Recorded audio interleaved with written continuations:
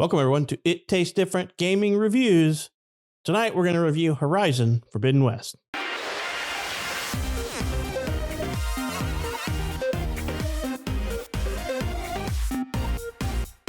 Horizon Forbidden West is an action RPG game developed by Guerrilla Games and published by Sony Interactive Entertainment. Basically came out on PlayStation 4, PlayStation 5 on February 18, 2022. It's a single-player, story-driven game about a post-apocalyptic version of the Western United States. It's a sequel to Horizon Zero Dawn. Happens to be one of my favorite PlayStation titles. They've added a lot of changes into this one, and we'll kind of just get into it and go around the table and see what everybody thought. Let's start with Shane. Shane, what are your early thoughts on this game? It's a game, and it's something you have been waiting for a long time. I enjoy it the heck out of it. I really do. I didn't love the first one, but I really liked it. I really did. And I wasn't too sure about this one at first. And me and Pat had talked originally. I was like, I think the story is better than the first one. And you hit a point in the game where the story really just picks up. Aloy's character just really takes off. And it's better. It's a better story so far. I have not completed it because the game came out and gave us very little time to complete what we have done. But I've put a lot into it so far, and I'm really impressed. This is a reason to have a PlayStation 5. Is it the most graphically impressive game? No, but it is still drop dead gorgeous. It really is. The gameplay, I think, is better as far as controls. I think they're a little tighter. They're a little smoother. I do have a few issues the way you swap weapons and things like that. I still don't really care for that, but it's still fantastic. I just thoroughly impressed. I was really worried about this game just because the first one built up so much hype, and then when it released, it was so good, and so many people loved it. I mean, Pat's been tagging an Aloy body pillow for the last 2 years. So I was really hoping it'd be good when it came out, and Pat's satisfied, so I'm satisfied. What about you, Nick? Yeah, I'm in the same boat. I love the first one. So I'm not as diehard dedicated as Patrick is, but I do enjoy the game and was excited for this one. And this one's, just as good. I think it's a really good game. I enjoyed the first one a lot, so this one I'm enjoying as well. I like the environments, and the combat's always fun. The combat was fun in the first one, and it's fun in this one. And just the exploration and stuff like that, I'm really enjoying. And I like the different feature sets it gives you, or options, I should say. When you're exploring at the beginning of the game, it gives you an option to have all the little icons up in the world and everything like that, or you can go the more explorer route where you can find things out for yourself, right? And that's what I opted for, because I like to go out and just adventure. And so that's really cool. It kind of gives you a guided hand if you want it, or if you don't, and you can change that in the options as you play. But overall, I think it's a really good game, really good voice acting. I like the voice acting, even with not just the main characters, but side characters too. I think the voice actors put a lot of work into even just NPCs that you meet. And you'll even notice if you have subtitles on, the voice actors actually add extra words that the subtitles don't have, or extra emotion to the talking, right? Exertion, or like or it may say something else that makes more sense than what the subtitles says, right? It puts more impact into what they're saying. But yeah, I mean, overall, it's if you played the first one, I think you're going to love this one, right? This one, they've included underwater sections, and you can swim now and everything like that, which you got underwater caves and all that cool stuff. And it takes a minute to kind of get used to the swimming. For me, it did anyway. But after a while of swimming around for a little bit, you kind of get used to it. You're like, okay, that's how it works. It does have, and then this is not for me, not a knock on the game at all. There are some bug fixes that they need to, or some like tweaks they need to work out, especially when it comes to climbing. but that could easily be patched, and I'm sure it will be at some point. So, but it's not a knock on the game. It's not like something that's so bad that they need to fix it now or it's unplayable. It's just sometimes it gets really annoying when you're trying to climb and Aloy like doesn't go to the next ledge or does some weird thing where she like hops between two different ledges that you're not trying to get to, or she just jumps off when you didn't mean to do that. And I've ran into some weird bugs like that where the climbing seems a little off sometimes, but for the most part, it works without issue. So, but overall, it's a great game. It's definitely a reason, like Shane said, to own a PlayStation in general, right? Because this is on PlayStation 4 as well. So regardless of 4 or 5, you're going to get this game. So it's definitely a reason to have a PlayStation around because Horizon's a great game. You know, PC gamers just got it recently, not too long ago, and it maybe like almost a year ago, I think they got Zero Dawn. So, you know, and that became number 1 for Sony on PC. So I wouldn't be surprised if we don't see Forbidden West on PC at some point, maybe another year or so from now, but it wouldn't be surprising to see that come out there, and it would be beneficial for Sony to do so. But as for now, it's a PlayStation only game. So if you got a PlayStation and you don't own it, go get it. What do you think, Pat? Yep. I was a little worried coming into this one just because of all the hype and then, you know, having to live up to the first one. And I will honestly say so far I put about 30 plus hours into it. I would say that it lives up to the hype of the first one and then improves upon a few things. As Nick mentioned, you can now swim underwater, whereas before all you could do is swim across water, which is kind of cool, which opens up a new biome for the game, right? They made notable improvements that I agree with, and some that are kind of annoying. You know, I really love the stash system that wasn't there before. So if you pick up too many items that Aloy can't hold, they automatically go to a stash so you can pick up in major towns, which is really nice, but really bad for the pack rat in me because it's hard to open up a zone and you're like, oh my God, there's 30 trees and like 20 different plants. And I'm spending too much time picking up trees and plants because now in the original one, you picked it up, your inventory was full, you couldn't get any more. In this one here, it just automatically transports it to your stash and you can pick it up as you need. I mean, I'm sitting with like 2,000 wood sitting in my stash and I still can't stop myself from hitting that next tree I see. I'm like, it's a little OCD problem there, but the stash is really nice because then when you go into town, you can restock all of your inventory from your stash, which is really nice. So if you're low on components you picked up where it maxed out before, it allows you just to restock everything for making like arrows and bolts and things like that.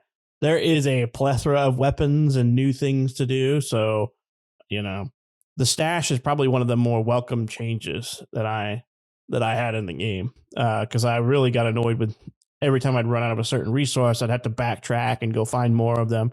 And now you can just pick up however many you want before moving on to the next zone. So they've added a lot of cool stuff. There's a new Valor system in the game. There's massive skill trees depending on your play style, which is really cool.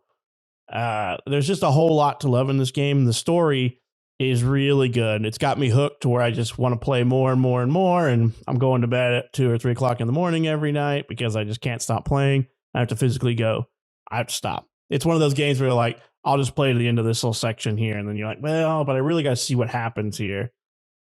So I'm really enjoying it and I can't wait to get back to it to finish it. I think I have a problem with just squirrel moments in this game is bad about that. It's a massive map, unfortunately. And they almost, I feel that they put a little bit too much into it in certain places because it is a massive map, especially when you open up the West and you're just like, oh, look, there's the West. But then you're like, oh, no, that's not the West. You just opened up no man's land or this place or that place. And then it expands and you're like, holy crap.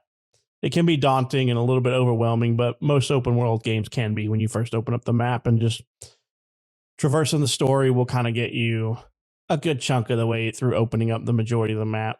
I will say that the side quests are almost needed because you can't just bum rush. You can bum rush the story, but you'll end up completing the game under leveled and have a really hard time with the story towards the end.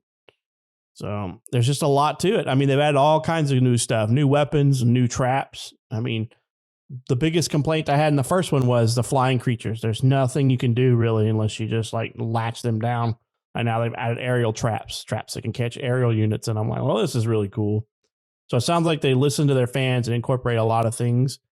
I've yet to run into a whole lot of bugs myself, but there are some out there. I ran into some of the climbing ones that Nick was saying. Just like, go left, go left, go left. She doesn't go left. And the next thing you know, she's just dropping down or jumping the wrong way. And you're like, but it seems like they anticipated some of that because they've had a lot of little shortcuts. Like you'll run up and get up to a layer and you're going to drop down a ladder and stuff like that. So they've anticipated it. And I'm really enjoying it. Just can't wait to finish it. There is so much to do. The beginning map took me, I don't know, the beginning area probably took me 10 to 12 hours just because I was trying to get everything done.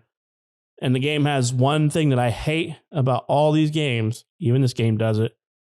Shit you can't do until you get additional tools. And I'm like, oh, you're going to force me to go back to that area. Ooh, I don't like that. And this game does that a lot. I mean, I'm even that far in the story, and there's stuff that I still can't get to because I don't have other pieces of equipment yet that I need. So, yeah, that's rough. That's something I can't believe is still an issue with any game today is the backtracking mechanic, especially on a game like this, an open world game. There should be very minimalistic backtracking. Resident Evil, I could see that because you're not in a big open world, blah, blah, blah.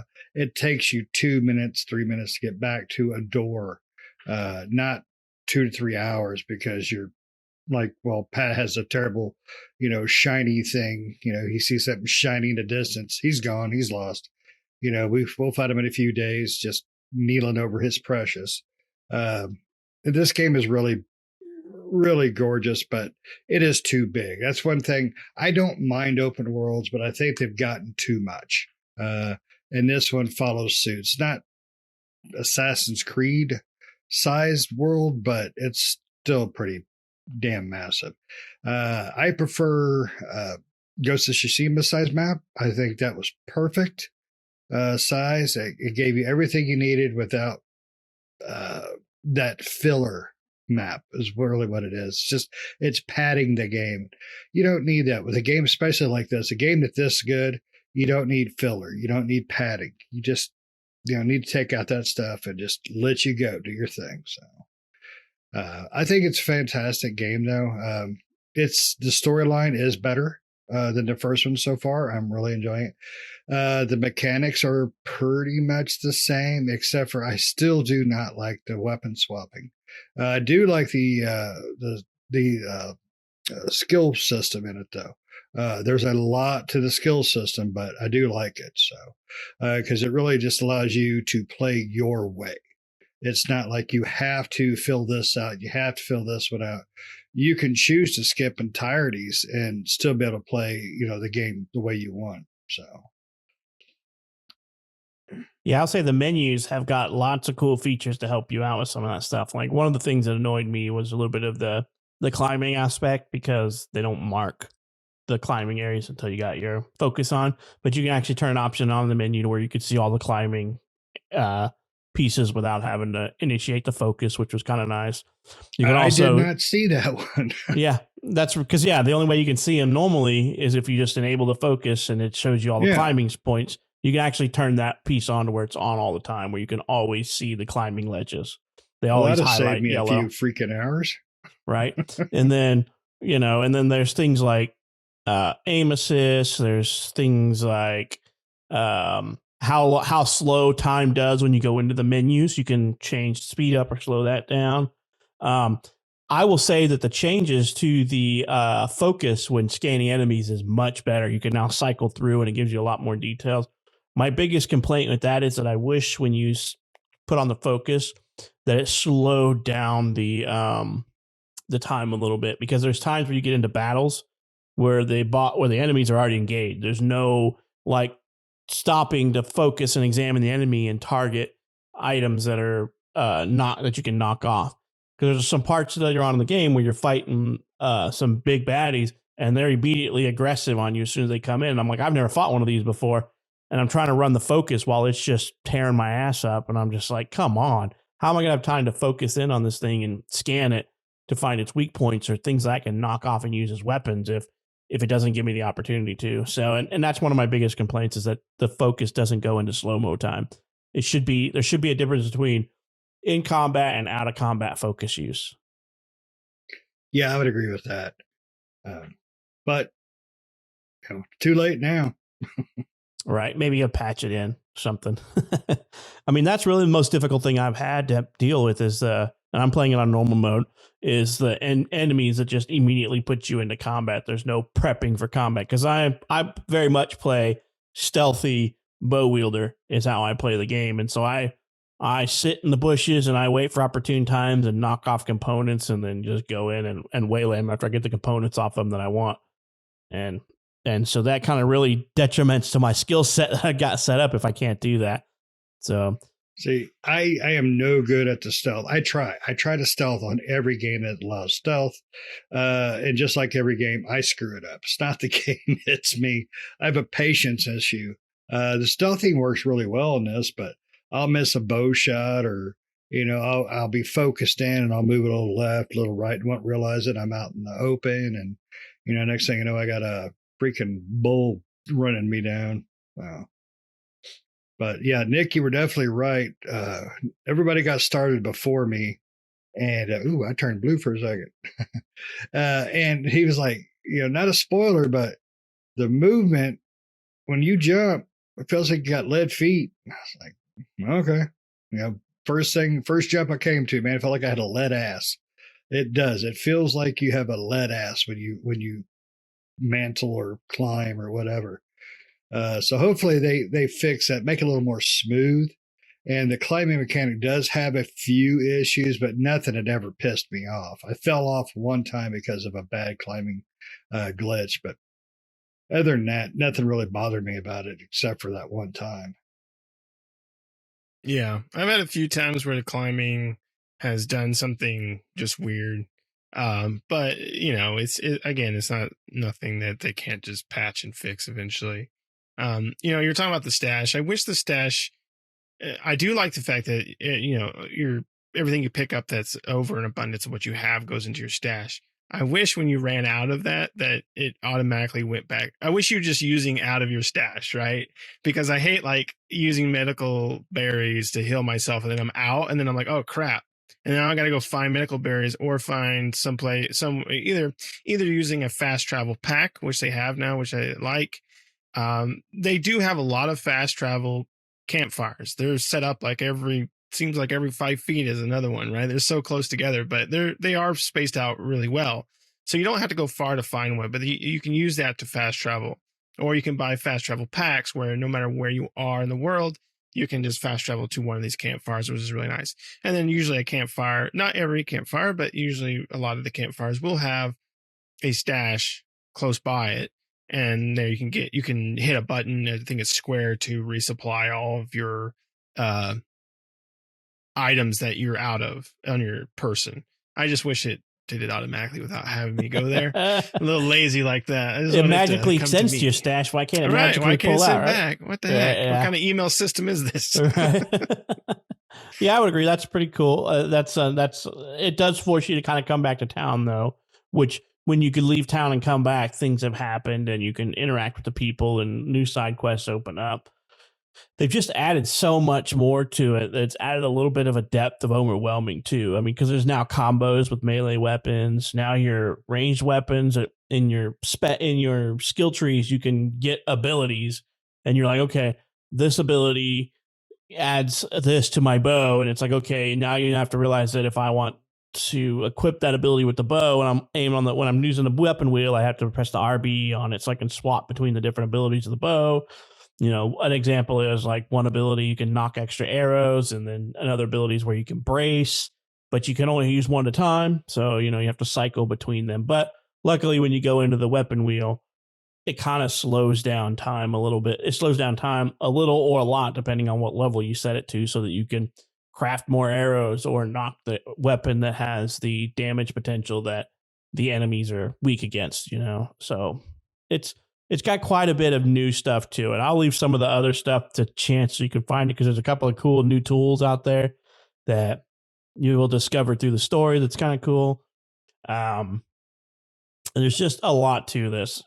I've heard of people beating the game in 30 to 45 hours, but they had to just bum rush the story, because I feel that I'm not even halfway through the story yet, and I put in about 30 some odd hours.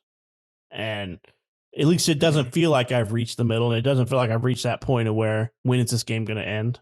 So Right. And what do you guys think about Strike? Have you guys been playing Strike?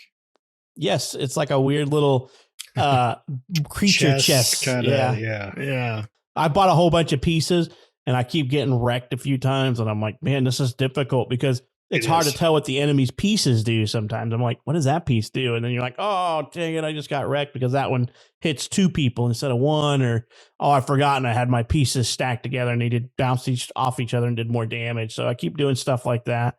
So it's an interesting thing, and I wonder if it's I wonder if the actual board game is based off of that. That's what I was wondering too, because when I saw it, it immediately made me think of the board game, because they do have a Horizon Zero Dawn board game.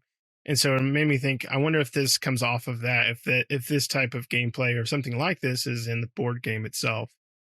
Because it's a board game within the game that you play early on, or you can learn to play if you want early on, and then you can buy pieces, or you beat these Strife Masters to get their set or their pieces that you win and stuff like that. So that's in there, which is a cool, neat addition if you want to play a board game inside the game. It's not a bad little game. It's got some strategy. It's very much kind of like chess or something like that. And then, of course, your regular stuff that you remember, the trials and stuff, are in this one, as well as the combat pit masters, which I think is new, because I don't remember the pit masters being in Zero Dawn. Yeah, I don't remember the pitmasters. They did have the hunter challenges, which I Right. used to buy gear from the chieftains group and stuff like that. So yeah, they have the pit masters now, which you can go into a pit arena to learn combat, and then face the pit master, which then you get whatever they are giving away. But you have to unlock all the abilities for the specific pit, which is a little bit annoying, Right. because like all the pits are based around melee combat stuff. And I'm like, I'm expecting to nothing melee until I hit level 24. And then when I hit 24, I'm like, oh, I guess I should grab some of this melee combat, because I'm all like ranged and stealth. Like that's my jam right there in this game, and that's all I am. And I'm like, well, crap, I can't complete these pit master things, the arena master's pit things, until I get my melee up there, because I need shield breaker, or I need this or that. I'm like, oh my god, getting me, guys, come on. So I had to start specking into that so I can do some of those. But like I said, I'm also there's so much on the map. There's so many question marks, and I'm like, oh, just ignore that, and let's go do this, and let's go do that. Because before long, I'm going to be 40, and I'm running through like 18 level crap and going, okay. So. Yeah, this game has definitely got a lot going on. A lot. The mini game stuff, the weapons, skill trees. I mean, just the amount of people you talk with and interact with. Just walking through the very first village, you can just greet random people. It's like there's a lot. I mean, this is a lot more cumbersome of a game. Whether that's good or bad, I think that depends on the person, but there's a lot going down. So, but I highly recommend it. I really do. If you're lucky enough to have a PS5, it looks really good. Now, my son was playing the PS4 version. It looked pretty good. He was playing on a slightly older TV, so there's that. But don't buy the PS5 version if you have the PS5, though. Buy the PS4 version, do the free upgrade. Because it's BS that Sony is doing that with the upgrade system. And that's a scam. Sony is just milking people, and that's $70 bullcrap. And the way they've not talked about the upgrade system is pretty shady. So. Well, this is the last game that they are doing the free upgrade for. They did say that. Yeah, that's true. That's true. They did say this is the last time they're going to do anything for their customers. So right, we're lucky we got that, because they don't ever do anything for their customers. So. Right, that's true. Like, hey, we made this for you, and you're going to pay for it, and you're going to like it. That's exactly what they said. And they're like, we'll give you this one break, $10 break this time, but next time, don't come to us with your hand out. You bastards. All right. Anybody else got anything they want to throw in here before we skate out of this one? Definitely worth the $60. My eyes twitching. I got to get back into the game. You know, Yeah, it's definitely worth He's a got buy. the shakes. got to shake to get back in. All right, guys. Let us know if you picked this game up, what your early thoughts are on it. You know, no spoilers or anything for everybody out there, but let us know what you think. And we hope you enjoyed this episode, and we hope to catch you in the next one. See ya.